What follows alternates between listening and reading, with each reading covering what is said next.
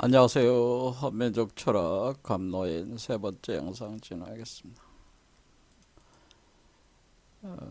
부도지의 마고성 신화에 따르면은 마고대성이라고 하는 우주의 어머니의 자궁에서 인류가 그 현상의 그 지구의 세계로 낙지, 그러니까 떨어져 내린다고 하는 거죠. 그 땅으로 하강을 해서 그 짐승인간, 그러니까 짐승과 같은 인간의 상태가 되는데, 단군 신화에서는 그 대표적으로 웅호인간이라고 해서 웅녀와 호녀로 표현이 일어났습니다. 그래서 이게 이쪽 그 오른쪽이 이게 낙지하는 현상, 하강하는 도생역성이라고 하기도 하고요. 구변의 과정. 그래서 하강을 따라서 내려온다. 그런 표현이 되는 겁니다. 그런데 인류가 다시 그 근원으로 다시 회귀에 돌아간다고 하는 거죠. 그것을 복번한다라고 하고 상승, 역생도성 또는 구복, 낙동강 타고 올라간다 그런 표현을 하는 거죠. 요 메커니즘이 이렇게 한 바퀴 돌아가는 거니까 돌아가면서 원각, 그러니까 그 근원으로 나온 곳으로 다시 돌아가는 거니까 그것을 원각이라고 하는 거예요.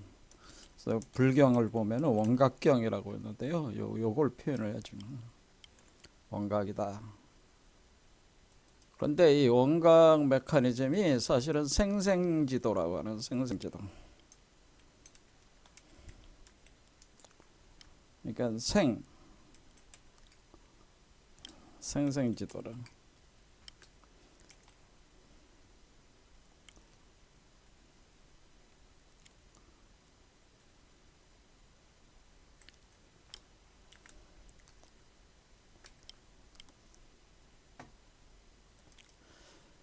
그러니까 우주의 근원에서 여기가 그 마고 대성이 에서 그 인류가 태어나니까 그것이 한 번에 생이 일어나게 되는 거고, 그 태어난 인간이 하강을 해서 짐승 인간이 된 상태에서 다시 초인을 포태를 해가지고 다시 태어나게 하는 거니까 생이 두 번 있는 거죠. 생생지도. 그러니까 두 번 태어나야 된다는 거죠. 이렇게 한 번 태어난 뒤에 요 태어난 상태에서 요것이 또 태어나는, 그래서 다시 근원으로 돌아가는 이런 식으로 돼 있다. 그래서 생생지도 메커니즘이다. 그래서 이건 육아에서 표현을 하는 그 메커니즘입니다. 선도에서는 이런 방식으로, 그러니까 수행자의 몸속에서 신태 영화가 포태가 돼가지고 이것이 금단대학으로 메커니즘이 돼서 머리 위로 출퇴되는 거예요. 이것은 선도에서 하는 표현이다. 근데 다 개념이 같다고 하는 거죠. 그런데 우리 한국 사상이 이런 걸 통일적으로 가지고 있다고 하는 겁니다. 그런데 지난 영상에서 봤듯이 우리가 무엇인가 이렇게 생생지도를 한다는 것은 포태양생한다는 거니까, 그러니까 여자가 임신을 해서 그 자식을 출산을 시키는 개념과 같은 건데, 그러면 여성이 그 자기의 자궁에서 먹여서 길러야 되잖아요. 그러니까 포태양생이라는 건 포태양생. 그러니까 태아를 포 감싸가지고 자궁에서 양 길러낸다고 하는 거죠. 그러면은 우리가 탯줄을 통해 가지고 양분을 넣어 가지고 길러내서 태어나게 하는 거예요. 그러니까 여기 생생지도의 생이 요 생이라는 말이죠. 그럼 포태 양생하는 것이 여성적 개념이기 때문에 이렇게 포태 양생을 하려면은 뭔가 젖을 먹어야 된다는 거죠. 그러니까 일단은 우리가 대우주에서 소우주적인 인간들, 짐승 인간을 포태 양생을 할 때도 젖을 먹여서 내보낸 거고, 그 다음에 소우주적 인간에서 다시 대우주적 인간으로 돌아가는 요거를 소우주적 인간의 몸에서 포태 양생에서 길러내는 거니까 이 자체에 충분한 젖이 내장돼 있어야 된다 그런 거죠. 그래서 요 우리 하단전 쪽에 그 충분한 그 우유가 소의 젖이 그 쌓여 있는 상태에 대해서 이제 설명을 한 것이고,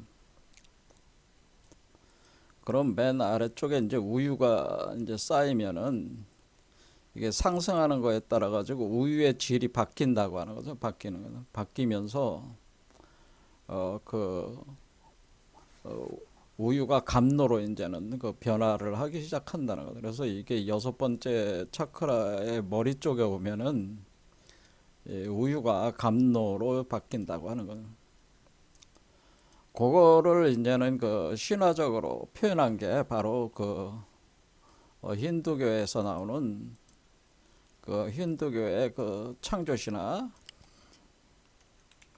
힌두교의 창세신화에서 창세신화 중에 우리가 우유바다 휘젓기라고,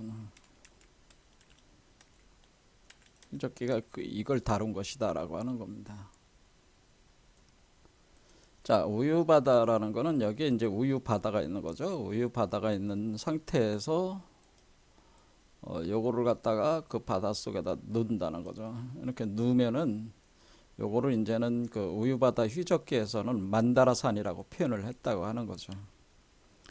그러니까 우유바다가 있고 만다라산을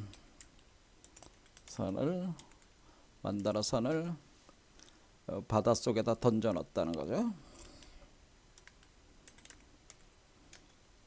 바닷속의 중심축으로 세운다는. 그런데 이 만다라산이라고 하는 것이 바로 요 신태영알을 담은 알이다라고 하는, 이것이 바로 우주알이라. 우주알 또는 보신체라고 하는, 불교에서는 보신체라, 보신불체를 얘기하는 것이다. 또는 신태영알을 표현하는 건데, 그럼 바닷속에다 이렇게 던져놓고, 이렇게 알 상태를 여기다 던져놓고, 이렇게 던져놓고, 요 알을 회전을 시키는 거예요.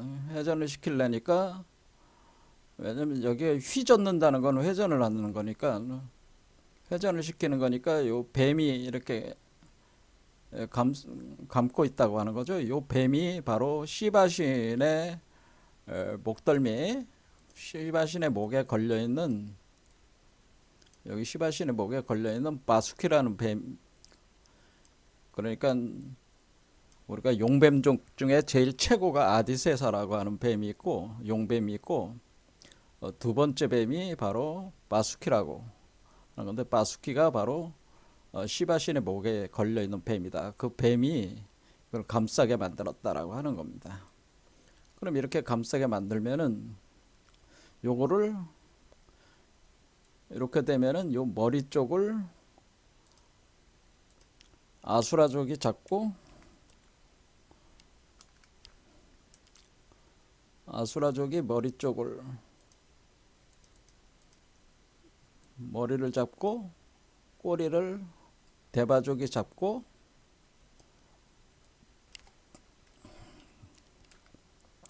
그러면서 우회전 좌회전 이렇게 돌리는 거죠. 그러니까 이게 지금 이 두 개의 뱀이 이렇게 올라가면서 이렇게 하는 것 자체가 이 하나의 뱀을 좌로 우로 이렇게 회전시키는 걸 표현해 준 거라는 거죠. 요게 가운데 우리가 요게 바로 그걸 표현해 준 거라는 거죠. 이중 나선 구조가 요거와 같은 거예요. 이런 식으로 좌회전 우회전 시킨다는. 그러면은 이제는 그 우유바다가 그 회전을 하면서 엄청난 에너지가, 그러니까 회전 에너지가 들어가는데, 아수라 데바 쪽에 양쪽에서 좌회전 우회전으로 돌리니까 회전 에너지가 들어가면은, 그러면 그래 소용돌이가 치는 거죠. 소용돌이가 친다는 것은 일종의 대 그 혼돈이 들어 대혼돈이 일어난다거나 카오스 상태로 들어간다는 카오스 상태. 카오스 상태로 해서 무질서 상태로는 무질서를 만드는 거죠. 무질서 상태에는 혼돈 상태다. 이걸 혼돈이라고 하는 혼돈 상태에 이거를 이제 혼돈 상태로 만든다는 거. 그런 그 무질서 상태라고 하는 것은 이 세계를 파괴를 시키는 거죠. 이렇게 회전을 시키면은 이 사람 내부에 있는 그 각 차원의 그 물질과 그런 것들이 해체가 일어나면서 이 회전에 의해 가지고 파괴가 되면서 녹아 나오는 거죠. 우유 바다 속으로 흡수해 들어오는 거죠. 그런 현상. 그러니까 하나의 세계가, 그러니까 요거로 보면 요 소우주 세계죠. 요 소우주 세계가 해체되는, 하나의 우주 세계가 해체되는 이런 거를 힌두교에서는 프랄라야라고 하는 프랄라야라고 하는 대혼돈, 파괴, 해체, 프랄라야라 해체가 일어난다는 파괴 해체가 일어나는.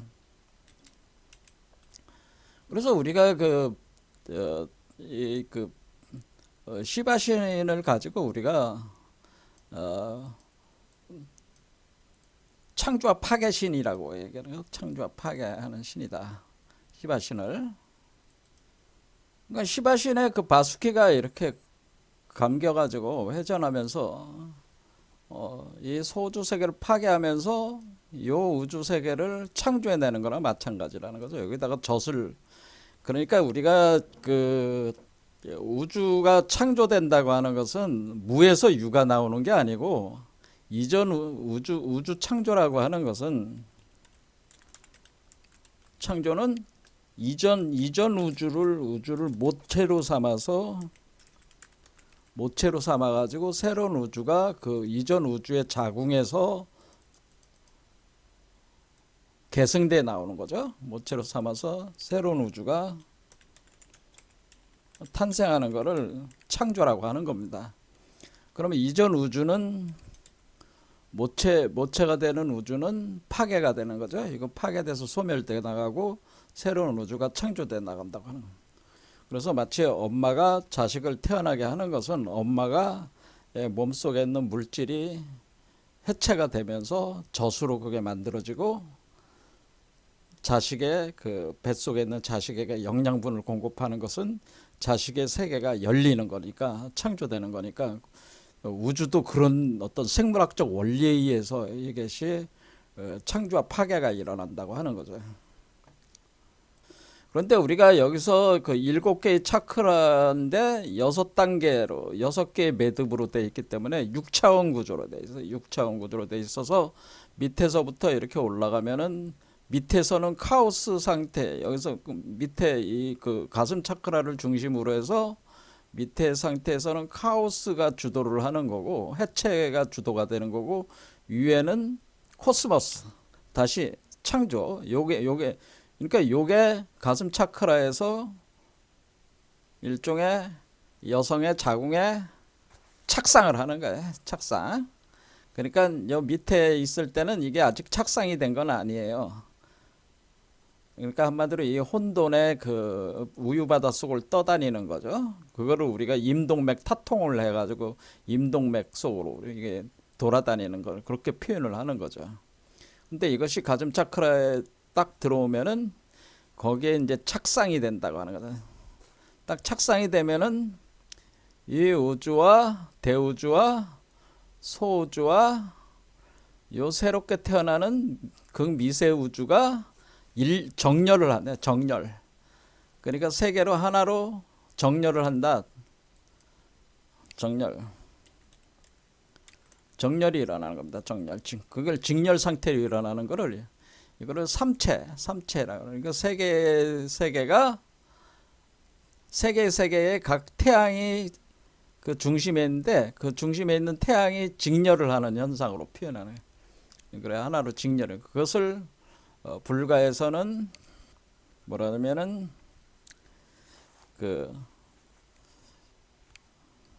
삼재 탁공이라고 하는 겁니다. 그러니까 삼재라, 요 체라는 말 대신에 재를 씁니다. 그러니까 세계의 경계 세계가 탁공, 그러니까 의탁이 된다, 걸린다 그런 뜻이에요. 어리다. 공. 그러니까 우리가 태양의 중심은 비어 있다. 그래서 그것이 공으로 연결되는.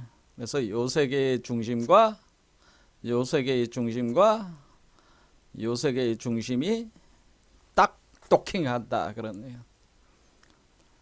그러면 그때부터 이제는 이 세계의 에너지가 들어오고 이 세계의 에너지가 들어와서 합쳐가지고 요 세계의 에너지로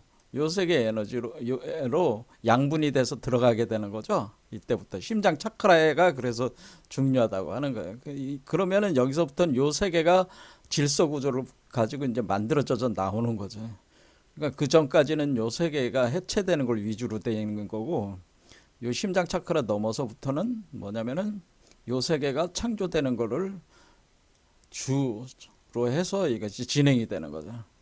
그럼 우리가 이 물질의 변화가 여기서부터 이제 일어나는데 본격적으로 요 심장 차크라에서 일어나는 그 물질 변화가 우유가 우리가 이제는 도가에서는 선도에서는 이거를 오객이 여기서 이제 나오기 시작한다는 오객.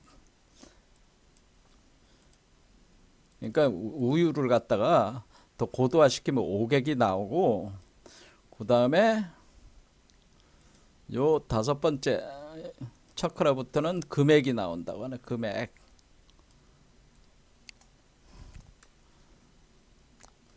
그러면은 이 머리 쪽에 오면은 머리에서 이 몸이 완성이 되는 건데 이 오객을 기초로 해서 금액이 만들어져서 금액으로 요 몸을 만들어서 한마디로 금동옥녀 이렇게 표현한다. 금동옥녀. 그러니까 요 구조를 금동옥녀다. 금동옥녀. 그러니까 금동옥녀라는 거는 금으로 된 아이와 옥녀, 옥으로 된 여자다 그런 뜻입니다. 옥녀가 아니고 옥녀입니다. 옥녀, 금동옥녀 이렇게 표현하죠.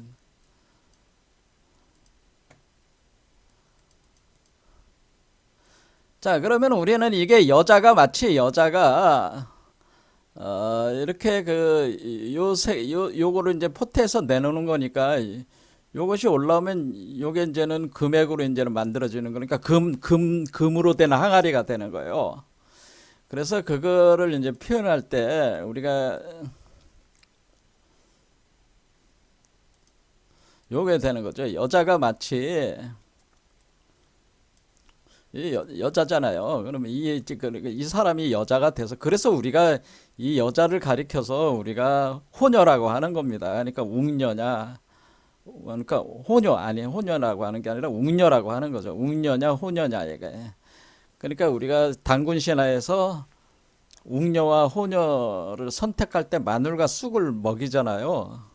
근데 마눌과 쑥을 먹일 때 그 마늘이라고 하는 거와 마늘은 신라면이 아니라 마늘 매울 신자. 마늘은 어때? 마늘은 금기운을 뜻하는 거예요. 쑥은 불기운을 뜻한단 말이에요. 그래서 금기운과 불기운을 먹는 거야. 호녀와 웅녀가 요 과정에서. 그래서 그것을 금화정역이라고 하는 거예요. 금과 불이잖아요. 불은 화라고 하잖아요. 그러면 금화정역 현상이 일어나는데 이 금화. 그러면 금화정역, 금화호택 도역질이라고 해서 금화정역이나. 근데 이게 몸 안에서 한마디로 얘기해서 금기운과 불기운이 여기서 폭출하니까 이거를 갖다가 소화를 제대로 이것을 컨트롤이 안 되는 사람들은 어때? 주아인마에 빠지는 거야. 주아인마. 그러니까 주아인마에 빠지는 거고 그걸 컨트롤 되는 사람은 이 아이를 낳을 수가 있는 거죠. 그러니까 우리가 호녀는 그걸 컨트롤할 수 있는 존재가 아니고 웅녀가 바로 그 컨트롤할 수 있는 거죠. 그러니까 우리가 호녀는 일종의 주하인마에 빠지는 이 금기운과 불기운을 견디지 못해서 주하인마에 빠지는 그런 인간들을 얘기하는 거고, 수행자 중에 호년은 수행자 중에 그 금기운과 불기운을 컨트롤할 수 있는 사람을 웅녀라고 하는 것이다, 그런 얘기입니다. 그러니까 그게 신화적으로 그게 뭐 곰을 토템으로 가지고 뭐 호랑이를 토템으로 가지고 그 부족을 얘기하는 그게 아니고, 이 당군 신화는 지금 걔가 계속 얘기하지만 당군 신화는 신선이 되는 방법을 써놓은 거예요. 그게 그러니까 사람들이 자꾸 착각을 하는 게, 당군 신화, 우리 한국의 당군 신화나 마고 신화나 당군 신화는, 당군 신화는 신선되는 법을 이렇게 기술해 놓은 거예요. 그것이 신화적 형태로 기술해 놓은 거예요, 그게. 근데 그거를 자꾸 역사로 해석을 하니까 엉뚱한 얘기들만 그게 하고 있는 거예요. 뭐 마고성이 뭐 타클라마칸 사막에 뭐 있다느니 그건 다 헛소리들이고요. 그런 그게 아닙니다. 당군도 뭐 당군 조선이 어디 있어요? 있기는. 그거는 역사학자들이 찾을 문제지만은 조선이라는 거에 대해서는 원래 이 당군 조선과 마고 신화는 이거는 신선이 된 메커니즘을 기록해 놓은 것이다라고 하는 겁니다. 그래서 우리는 그런 내용을 위주로 해서 해석을 해야지 우리가 한국 사상을 제대로 정립을 하는 거죠. 자, 그럼 요게 이렇게 오면은, 이렇게 올라오면은, 요것이 이제는 이렇게 그 여자가 이렇게 항아리를 이렇게 머리에다가 이렇게 쥐고 있는 상과 같다. 이렇게 요게 항아리가 된다는 거야. 그러니까 요 항아리라고 하는 요게 뭐예요? 요게 쿰바라고 하는 항아리, 금항아리, 황금항아리, 또는 그, 그 요한복음에 보면 돌항아리로 돼 있는 거, 항아리, 돌항아리.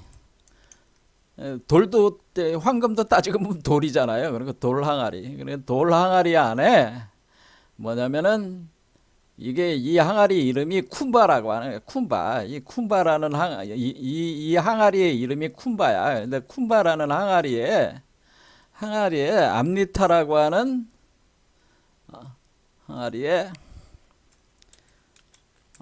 암리타라는 감로가 담겨 있다고 하는 거예요. 그러니까 여기 차 있다고 하는 거예요. 차 있다. 그러니까 요 감로가 여기에서 이제 생성이 되는 거죠. 여기 최종적으로 여기서 생성이 되는 거죠. 여기서 그러면은 여기서 이제는 그러면 여기 그 황금 항아리, 그러니까 금액으로 만들어진, 그러니까 금을 녹인 그 금속을 녹인, 그러니까 황금을 녹인 그 항아리 안에 이 감로가 여기에 들어온다, 그 얘기입니다. 차 들어온다. 그러면은 이 감로를 가지고, 그러니까 이 머리에 있는 거죠. 머리에 이렇게 그거를 이제 표현할 때 우리가 이제는 그 요거를 머리 에다 이렇게 의면 마치 여자들이 그 우물에서 물을 길어 가지고 항아리에다가 부어 가지고 항아리를 머리에다 짊어지고 이렇게 걸어가는 여성과 같은 그런 모습을 갖기 때문에, 그것을 요 여자를 표현을 할 때 뭐로 표현하네? 항아리를 지고 가는 여자, 그렇게 표현한다. 항아리를 얘를 지고 가. 그래서 항아리를 지고 가는데 이 항아리에는 뭐가 들어가 있는 거예요? 감로가 들어가 있는데 그 감로를 생명수라고 한 거예요. 생명수 감문. 근데 이 생명수가 이게 나오는 게 우물이 있을 거 아니야. 그 우물물을 퍼가지고 그 감로를 생명수를 담아가지고 항아리에다가 담아가지고 가는 그 나그네다, 그 저기 여성이다, 그런 거죠. 그래서 영원히 목마르지 않는 샘물을 준다. 그러니까 우물을 그 우물에서 이걸 길러냈으니까 영원히 목마르지 않는 샘물을 요 항아리에다 넣었다. 근데 그게 감노야. 그게 그 예수가 요한복음에서 수가라는 그 마을에서 그 여자를 만나서 대화를 할 때 너 그 우물물을 길어가도 그거 마시면은 없어지고 그게 목마르지 않냐. 근데 내가 주는 샘물은 영원히 목마르지 않게 하는 것이다. 그렇게 이제는 설명을 하잖아요. 그런 얘기예요, 이게. 그러니까 우리가 이 감노라고 하는 것이 여기서 이제는 생성이, 그러면 우리가 이 과정 자체는 지금 어떻게 된 겁니까? 이 사람이 원래 그 천부인이라는 게 있어가지고 천부인을 활성화시켜가지고 그것을 항아리로 만든 거란 말이에요. 그러니까 천부인이 바로 이 감노를 생성시키는 거란 말이에요. 궁극적으로 천부인이 완전히 그 익으면은 그 성숙이 되면은, 그러니까 이렇게 됐을 때 이 존재는 바로 영원한 생명의 불사불로초 불사약을, 그러니까 이 감노가 불사약이죠. 약인데 물약이란 말이에요. 물약. 그러니까 탕이라고 하기도 하는 거예요. 그걸 물약이라고 하기도 하고 탕이라고 하고. 그러니까 왜냐하면은 아까 얘기했듯이 물과 불기운이 들어가 있기 때문에 이게 약이 뜨겁단 말이야. 그래서 탕이라고 하는 것이다. 그런데 여러 가지 약초를 넣어가지고 막 끓인 거니까 이것을 그 우리가 표현할 때 감노를 갖다가 불사약 탕 이렇게 쓰는 게 좋죠. 불사약 탕. 불사약은 불사약인데 그것이 액체로 된 약이니까 약탕 불사약 탕. 우리가 그러니까 설렁탕 뭐 갈비탕 하듯이 탕이 탕 상태가 나는 그런 얘기입니다. 자, 그래서 지난 시간에 이제 봤던 것이 결국 이 시바신과 관련돼 가지고 힌두권에 있어서 시바신과 비슈누 신과 이 만다라산 요거를 갖다 꽂아 놨을 때 밑에 그 거북이가 이렇게 그 받치게 해놨잖아요. 그런 것도 이제는 우리가 현무니까 그게 현무 메커니즘을 설명을 하면서 비교해서 내가 다시 한 번 더 설명을 할 거니까 그때 가서 보기로 하고요. 어쨌든 간에 지금 이것이 그 힌두적인 그 우유바다 휴적기 메커니즘이라고 하는 것은 불사약탕이라고 하는 감노를 생성을 하게 하는 건데, 그 감노가 바로 황금 항아리 속에 들어가 있고 그 황금 항아리 자체가 바로 새롭게 태어나는 요 아이다라고, 아이의 몸을 뜻하는 것이다 라고 하는 거죠. 그것이 마치 그 상징적으로는 마치 여자가 항아리를 쥐고 있는 것과 같은 형상이 되는 것이다 이런 겁니다. 자, 그래서 우리가 이제는 제가 누차 얘기하지만 우리가 소위 얘기해서 반본하는 한 사람들, 이 깨달은 각자들은 원각한 사람들, 깨달은 자들, 깨달아 아는 자들, 각지한 자들은 견몬각지한 사람들, 이 깨달은 자들은 뭐가 있어야 되는 거야? 깨달은 자들은 그 신태 영화가 형성돼 있어야 되고, 그 신태 영화 자체가 그 감노를 갖다가 감노로 몸과 그 살과 피가 만들어진 거니까 그 존재가 있어야 되고, 그 존재가 있으니까 그 감노가 계속 거기서 그 생성되는 마치 우물과 같이 역할을 하는 것이다. 이게 그러니까 이것이 요거를 여기 안에서 끊임없이 그 새로운 감노가 이제 솟아서 나오는 거니까 이것을 석정이라고 또 하는 거예요. 석정. 그러니까 석정이라고 해가지고 돌로 만든 우물이다 이겁니다. 석정. 그래서 석정수라고 하는 겁니다. 석정수. 그래서 우리 선조들께서는 석정수라고 했다 이거를. 그러니까 돌항아리잖아요. 돌항아리 안에 항아리 이렇게 들어보면 우물처럼 생겼잖아. 아니 그러니까 거기서 화수분 같이 우리가 화수분을 뭐라고 그러는 게, 화수분이라는 게 이게 어떤 항아리가 있는데 그 항아리 안에다가 그 금화를 하나 넣으니까 금화가 두 개가 돼서 나오고 두 개는 되니까 네 개가 돼서 나오고 이렇게 끊임없이 그 쏟아서 나오는 그게 화수분이잖아요. 석정수도 이제 그런 개념이야. 이게 끊임없이 그 감로가 끊임없이 쏟아서 나온단 말이에요. 그러니까 이 석정수 감로는 쓰면 쓸수록 더 많이 나와야지. 그러니까 석정수의 특성이 뭐냐? 이거는 감로의 특성은 이거는 퍼내면 퍼낼수록 가득 찬다는 게 퍼내도 끝없이 퍼낸다 이게. 그러니까 그와 같은 우물이란 말이야 이게 마르지 않는 샘물이란 말이야. 마르지 않는. 그래서 마르지 않는 샘물과 같다 이게. 자, 그래서 지금 이 시대가 그런 시대라고 하는 거예요. 지금 이 시대가 지금 이와 같은 그 깨달은 자들은 뭐야? 이제 그 깨달은 자들은 일종의 그 감로를 가지고 감로를 그 세상 사람들에게 공유해주는 그 초인들이 출현을 한다고 하는 겁니다. 근데 깨달은 자들은 그런 초인을 가리켜서 그런 감로를 이렇게 그 세상 사람들이 공유해주는 그러니까 나눠주는 이런 초인들을 진짜 깨달은 자들이라고 하는 게. 그래서 제가 누차 얘기했지만은 자꾸 세상에서 자기가 깨달았다고 하는 사람들이 있단 말이에요. 그거는 다 헛소리들이다. 그게 깨달았으면은 말이 필요가 없는 거예요. 뭐야?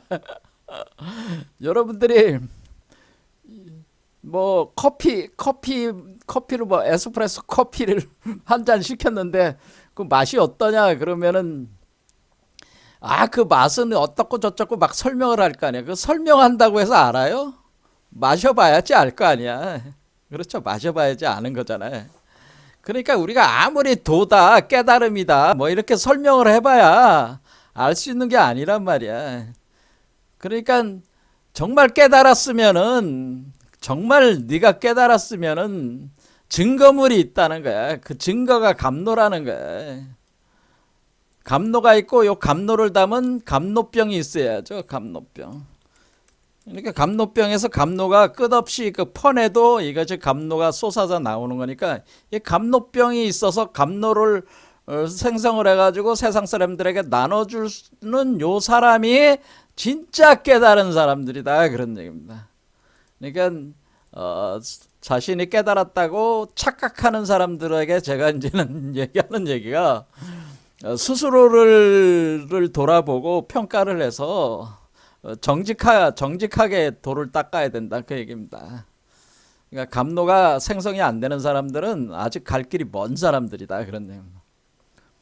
근데 오늘날의 시대가 왜 지금 제가 이제 감로를 자꾸 강조를 하냐면 우리 선조들께서 바로 이 시대가 그런 시대라고 하는 것을 계속 얘기를 하기 때문에 그래요. 특히 이제는 여러분들이 지금 오늘날의 시대를 물병자리 시대라고 하는 겁니다. 물병자리 시대에다가 아쿠아리스래요. 아쿠아리스라고 하는데 아쿠아리스라는 게 이게 그 물병자리에 그 한마디로 물이 들어가 있는 거지. 그러니까 지금 우리가 여기로 보면은 그 서양권에서는 그 하나의 큰 시기를 그러니까 우리가 이제는 그 지구가 그 황도면에 비해 가지고 23.5도가 기울어졌기 때문에 세차 운동이라는 걸 하는 겁니다. 세차 운동이 일어나서 우리가 뭐 북극성이 변했잖아요. 그러니까 여러분들이 지금 북극성을 갖다가 북극성이 뭐예요? 그러면은 북극성이 지금 저기 그 우리 지축 끝으로 쭉 가면은 그게 북극성 아닙니까? 거기가 바로 그 별자리를 보면은 북극성이 지금 그 작은 곰자리에 그 폴라리스가 아닙니까? 현재는 그거죠. 무슨 말씀인지 아시겠죠? 북극성이 작은 곰자리, 현재는 작은 곰자리 폴라리스란 말이에요. 작은 곰자리를 구성하고 있는 별 중에 폴라리스라는 별이 있단 말이에요.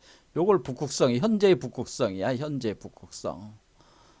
근데 이 북극성도 세차 운동 때문에 변한다는 얘기예요. 그러면 지금 이전에는 어디 있었냐면은 용자리에 있었어요. 용자리.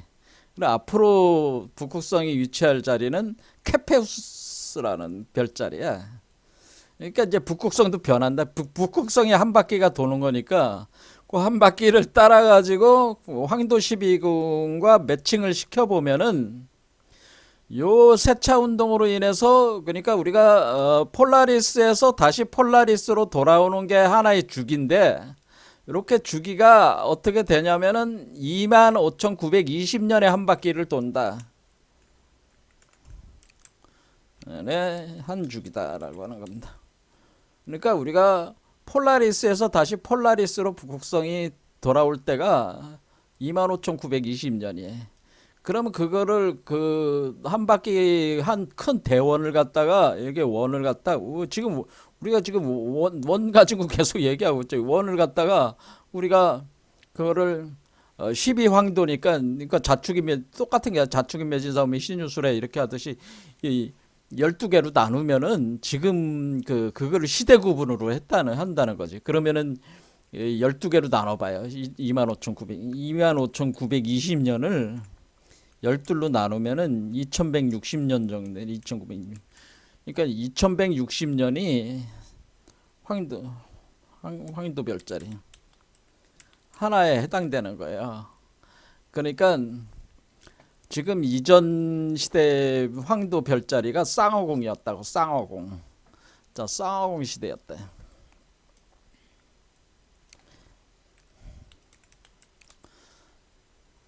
자, 쌍어공 시대였다. 이때가 기원 전후의 시작이 됐어요. 그래서 쌍어공 시대였다는, 쌍어공 시대. 그러니까 여러분들이 우리의 한국에 보면은 뭐가 있어요? 김수로와 허황옥에 관련된 신화가 있잖아요. 김수로와 허황옥이가 있는데, 김수로왕, 가야왕이죠. 대가야의 그 김수로와 그리고 허황옥이라고 하는 그 부인 왕비가 있었죠. 근데 허황옥이가 저기 저쪽 그 바다 쪽에서 와가지고 김수로와 결혼을 하잖아요. 근데 이때가 기원 전후였다고. 기원 전후인데 이때 이제는 허황옥이가 오면서 이쪽 대가야의 김수로가 결혼을 할 때 이 대가야를 상징하는 하나의 상징이 있는데, 그게 뭐예요? 여러분들이 김해를 가면은 김해가 대가야잖아요. 지금 김해에 쌍어가 있다. 여러분들 김해의 상징물이 뭐야? 쌍어잖아. 쌍어. 여봐요. 가야 왕도에서 김해 이 물고기 두 마리가 이렇게 있잖아요. 쌍어공이 어떻게 생겼어요? 이렇게 생겼잖아요. 요거랑 똑같잖아 지금. 그러니까 이 쌍어가 어디서 왔다는 거예요. 그래서 이 관련된 연구를 전문적으로 하시는 역사학자들이 있잖아요. 역사학자 중에 이 쌍어, 왜 김해에 이런 쌍어라는 상징물이 있냐?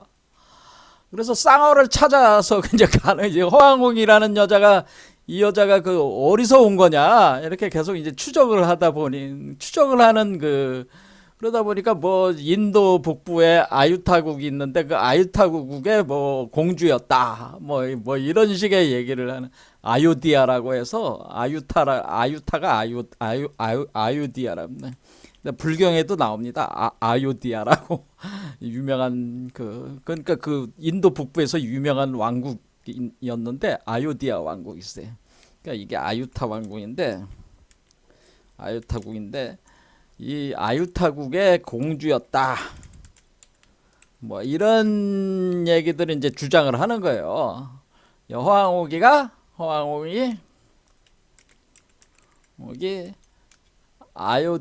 아요디아국의 공주였다 그런 거야. 공주였다. 그런데 허왕옥 그 가문이 공주였는데 중국 남부 지역으로 가서 정착을 했다가 남부 지역에서 그 양자강을 타고 장강을 타고 와가지고 그 뭐 상해 쪽에서 이쪽 그 가야 쪽으로 배를 타고 와가지고 김수로와 만나게 된다. 뭐 그런 얘기. 그러니까 이제 김수로가 그러면은 허왕옥과 서로 일면식도 없는데 뭐 갑자기 뭐 결혼할 리는 없지 않냐. 그런 김수로도 그쪽 지역 출신이다. 뭐 그런 얘기들 이제 하면서 이제 역사적인 얘기들을 풀어 나가는 거잖아요. 자, 이 문제는 나중에 제가 또 다뤄보겠지만은 어쨌든 간에 이 쌍어라고 하는 거는 이 역사학자들이 생각하기 할 때는 이게 직접 그 역사학자 그 지역에 가보는 거죠. 아요디아에 가보니까 간다라 미술 있고 뭐 보니까 거기 그 각 문마다 이 쌍어 무늬가 있어. 그래서 여기서 온 거 아니냐. 그러니까 계속 추적해 보니까 쌍어가 바빌론 저기 지금 수메르 지역에 쌍어가 또 있어. 그래서 계속 추적을 해보는 거지. 그러니까 그런 얘기들 있잖아요. 그런데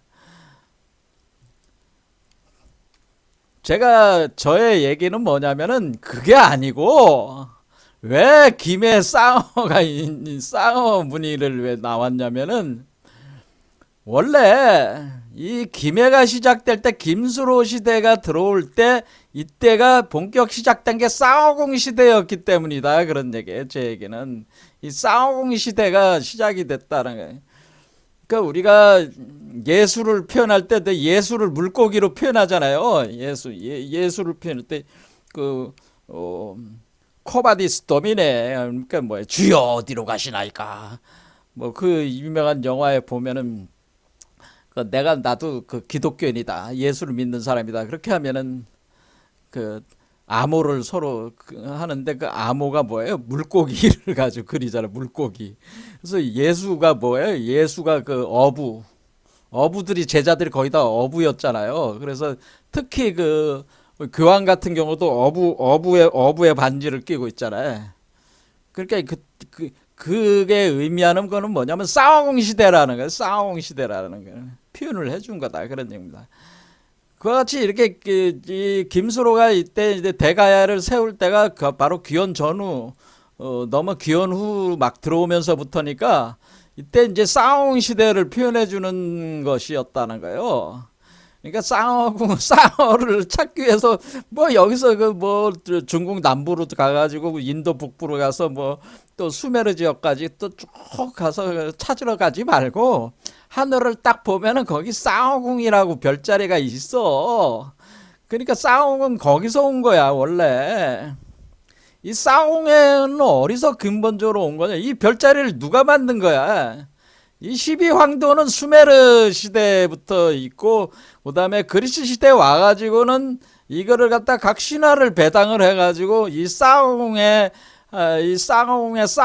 뭐냐면은 쌍어는 하나는 쌍어를 표현한 쌍어 중에 한 마리는 그저 비너스란 말, 비너스와 큐피드를 뜻하는 거예요. 그래, 비너스가 엄마고 큐피드는 아들이란 말이야. 그러니까 우리가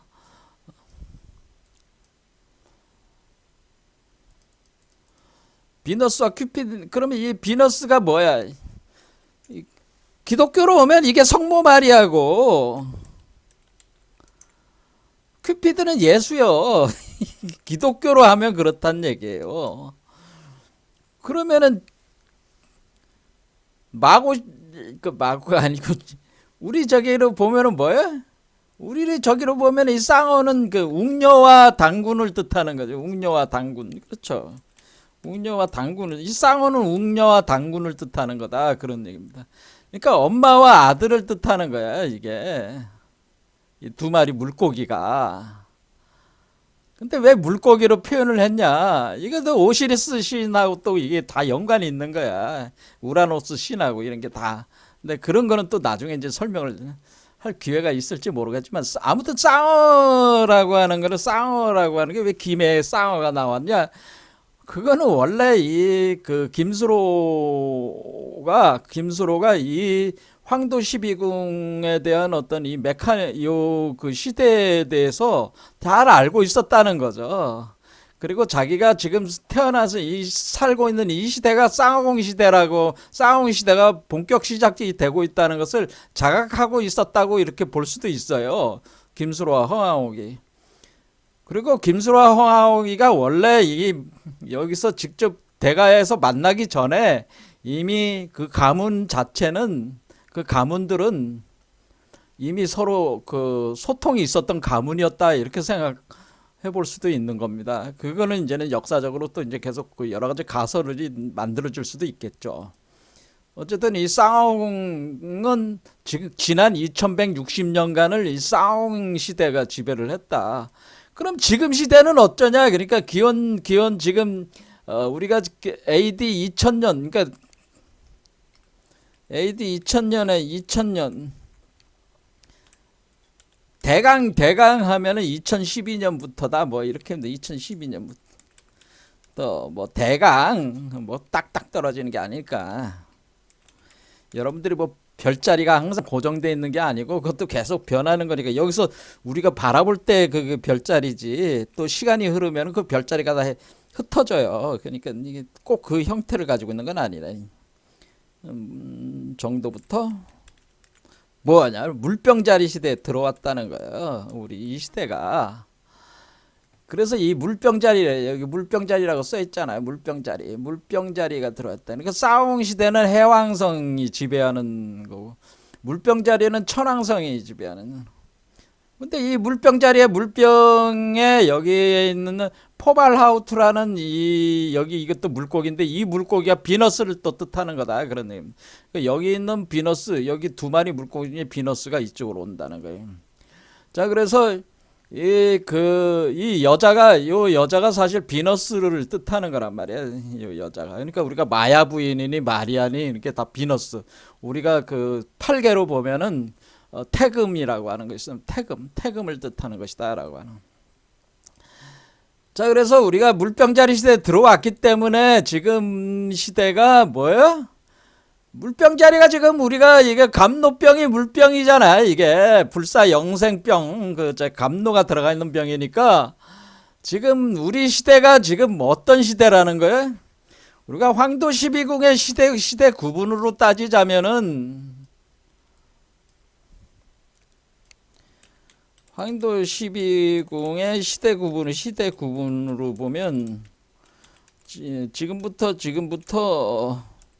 2150년 정도는 뭐 어떤 시대예요? 2150년 정도는 물병자리 시대인데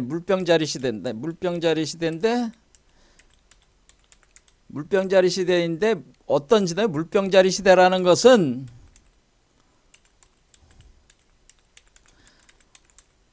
감노가 본격적으로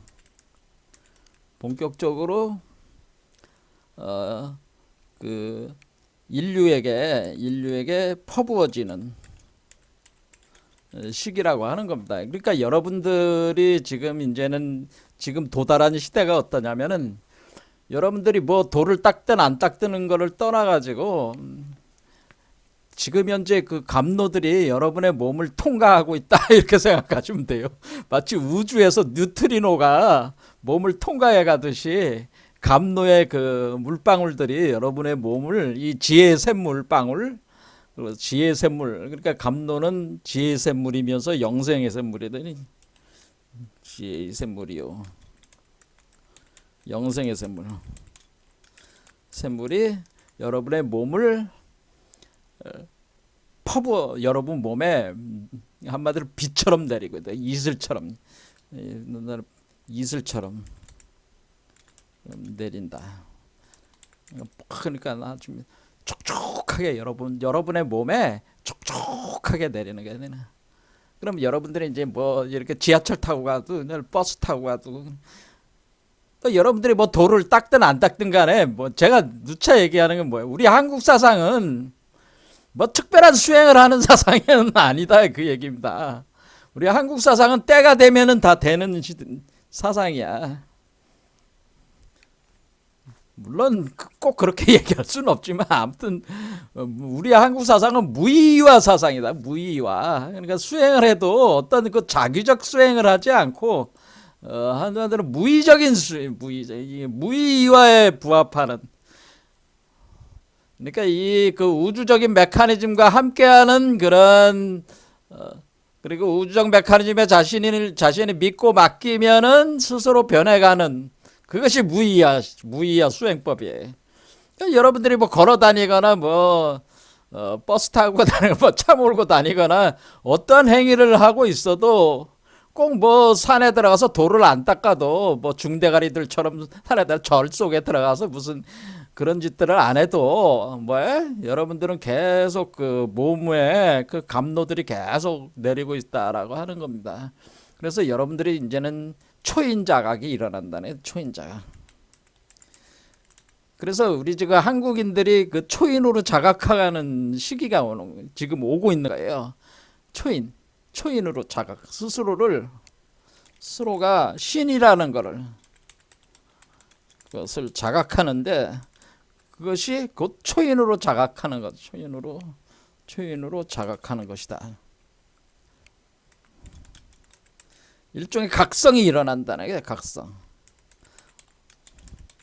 그러니까 근데 먼저 빨리 일어나는 사람도 있고 늦게 일어나는 사람도 있지만은 지금 그러한 각성이 가능하게끔 감로가 그러니까 예전에는 뭐였어요? 예전에는 우유를 지유가 있었지만은 지유가 부족해 가지고 내려왔잖아요. 그러니까 지유가 충분하기 때문에 이 지유를 통해 가지고 감로를 계속 생성을 해가지고 퍼부어주는 그 존재들이 이제 출현을 하기 때문에 여러분들이 그 무의화로 여러분 자신들에게 계속 내리고 있다. 그래서 변화하고 있다고 하는 겁니다. 변화하고 있어서 자연스러운 각성이 일어나고 있다고 하는 겁니다. 여러분들은 느끼지 못하는 사람도 있고 느끼는 사람도 있겠지만은 그런 변화가 일어나고 있다는 사실만 아시면 됩니다. 그러니까 지금이 물병자리 시대라는 게 뭐예요? 물병자리 시대라는 거는 감노의 시대라고 하는 거예요. 지금 물병자리 시대는 다른 말로 감노의 시대다. 지금이 그런데 그래서 우리 한국 철학이 뭐예요? 감노 사상이래요. 감노 사상. 그래서 감노해인 사상이라고 하는 겁니다. 그래서 우리 한국의 우리 철학가들, 한국의 진정한 종교가들, 한국의 초인들께서는 지금이 감노의 시대가 오리라고 하는 것을 지금 감노 시대라고 하는 것을 계속 주장을 했어요. 근데 못 알아들고 있을 뿐이지. 사람들이 그걸 못 알아듣고 공부를 하시는 분들이 그걸 정확하게 핵심을 딱딱 밑줄 쫙 그어서 알려주질 않아서 지금 몰라서 그렇지. 그런 변화가 일어나고 있다. 자, 그래서 오늘 이제 보려고 했던 게 이제 몇 가지가 있는 거죠. 처음에는 이제 이게 석정수니까 자 격압유력에 있는 석정수 보겠습니다. 석정수라고 하는 것이 제가 아까 말씀드린 듯이 이 돌로 만든 우물이라고 하는 것은 이 항아리가 돌항아리란 말이에요. 그래서 그걸 표현해 주는 것이 돌항아리다. 그를 우리가 그 요한복음에 보면은 가나의 혼인잔치라 그래야 돼. 가나의 혼인잔치에서 예수가 6개 돌항아리에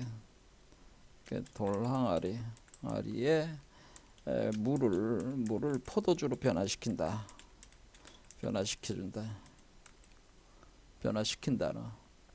여기에 이제 깊은 의미가 있는데요. 이같이 돌항아리 개념이라는 게 우리가 석정이라고 하는 것은 돌항아리다. 그러니까 돌우물이다. 그러니까 왜 계속 쏟아서 나오는 거니까. 그러니까 마르지 않는 이 물을 포도주로 변화시켜 버린 거니까. 그러니까 석정수. 그러면 이 석정수라고 하는 이 감노해인 석정수는 일출산 청정지수요 소지성진 천신검 이리광선 멸마장. 그래서 암추 전기 광재천. 자, 이거는 해석을 하지 않겠습니다. 시간이 없으니까.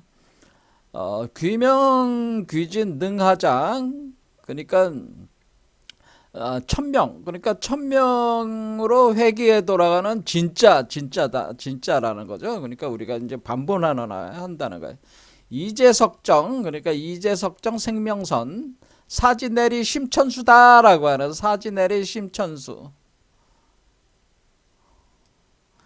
그러니까 여러분의 사지, 그러니까 팔다리를 뜻하는 거죠. 팔다리 양쪽 팔다리에서 내부로 흘러 들어오는 그 내부의 그 마음 속으로, 마음의 의식 세계 속으로 흘러 들어오는 그 샘물이라는 뜻이죠. 그 샘물. 그러니까 여러분들이 이제 감로가 제가 어떻게 된다 그래서 감로가 여러분 몸으로 쫙 내리면은 촉촉하게 들어오면은 여러분의 몸으로 흡수해 들어가는 거예요. 그럼 몸으로 흡수해 들어가면 여러분의 육체로만 들어가는 게 아니라 육체가 지금 7겹으로 돼 있단 말이에요.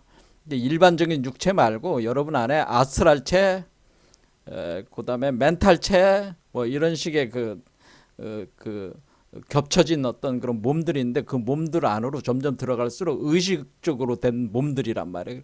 그래서 그 마음으로 만들어진 몸이란 말이에요. 그러니까 그 세계 속으로 계속 들어가면서 깨끗하게 만들어준다는 거예요. 그럼 우성재 우명성. 그러니까 그 소의 성품이 있는데 그것이 소가 운다. 소가 우는 그 땅이 있다. 이렇게 땅. 거기서 그런 일이. 해인 역사 능불무. 그러니까 해인이다. 해인, 아까 해인감노라고 그랬잖아요. 인생 추수 심판일. 그러니까 그러니까 사람들은 심판하는 시기다. 그러니까 이 감노를 수용이 되는 사람들은 불사 영생체가 되는 거고, 그렇지 않은 사람은 안 되는 거니까. 그 해인 역사, 그러니까 해인이 작용이 일어나 가지고 탈겁중생 변화신. 그러니까 우리가 그 해탈을 해 가지고 중생 다시 태어난다는 거야. 죽었다 다시 태어나는 중생하는 거듭나는, 우리가 중생이라는 거는 뭐야? 예수가 얘기한 거듭남이죠. 거듭나게 해서 변화시켜 준다, 몸을. 그런 얘기입니다. 그러니까 지금 여기서 이제는 얘기를 하는 거는 결국 해인을 통해서 이 석정수가 이제는 나오면서 이 석정수를 가지고 여러분들이 바로 해탈을 할 수가 있고, 그리고 여러분들이 거듭날 수가 있다는 거죠. 그래서 거듭나는 변화가 일어난다고 하는 것이 요 내용 속에 나와 있습니다. 이게 우리 한국 경암유록에 있는 거고, 그 다음에 이제는 그 한용주 선생이라고 해서 이제는 동학 최수훈 선생한테 도를 전수를 받아가지고 여러 가지 텍스트를 썼는데 그 중에 유명한 게 복명서가 있어요. 여기 보면은 이제는 그런 내용이 있어요. 병 중에, 그러니까 어떤 병이 있다는 거죠. 그러니까 그 병, 감노병이죠. 감노병 중에 선주가 있다는 게 신선에 술이 있어가지고 외표복구 웃지 마라. 그러니까 투박한 병이니까 별것 아닌 것처럼 웃지 말고, 그기가 바로 심성영대 1호 중이다. 1호 중에 삼술주가 있지만은 그게 그러니까 심성영대가 있다라는 거예요. 그러니까 여러분의 참나가 그 병이다. 그 병 속에 있다는 거예요. 일호라는 말이 1호 중에 호자가 바로 호리병 호자란 말이에요. 호리병. 이 호리병 안에 있다. 삼술주가 있다. 술주 연기 선불류를 하락영부 못 깨치면 하도 낙서 영부 궁을 영부를 못 깨치면은 선우 중천 선천우천 중천을 모른다. 그렇게 깨닫지 못하게 된다고 하는 거죠. 자, 그래서 여기서는 이제는 표현을 할때 심성영대 1호 중 유선주, 그러니까 병 중에 선주가 있다. 그래서 신선의 술이 있다고 하는 걸로 표현을 했고, 그 다음에 그 강진산 선생님께서는 이제는 뭐냐면은 여기 보면은 기우정월 1일 사시에서 현무경에 보면은 현무경이 어떻게 쓰여지냐면은 현무경이 그 강진산 선생이 자기가 하얀 병, 물을 채운 하얀 병을 준비해서 병 아래에 이 현무경을 친필로 남겼다라고 하는 겁니다. 근데 근데 우리가 이 하얀 병이 뭐겠어요? 하얀 병. 물을 채운 하얀 병이 바로 뭐야? 물병자리를 뜻하는 거지. 바로 감로병을 뜻하는 거지. 그래서 이게 다 이치가 이제 여기 있는데 지금 시간이 없으니까 다음 시간에 요런 부분들에 대해서 우리 한국 사상적인 측면에서 감로 사상을 해가지고 설명을 더 깊이 드리도록 하겠습니다. 오늘 여기까지 하겠습니다.